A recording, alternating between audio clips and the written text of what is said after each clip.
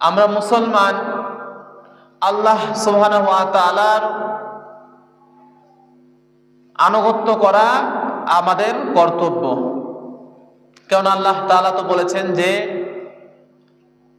আল্লাহ তাআলা আমাদেরকে আমাদের জান মালের বিনিময়ে জান্নাতকে ক্রয় করেছে।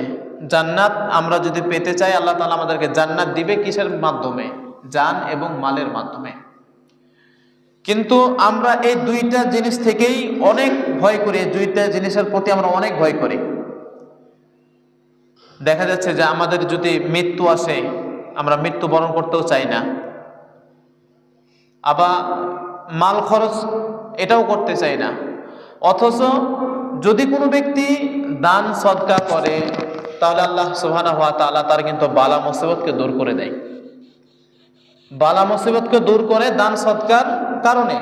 এখন যদি কোনো ক্ষেত্রে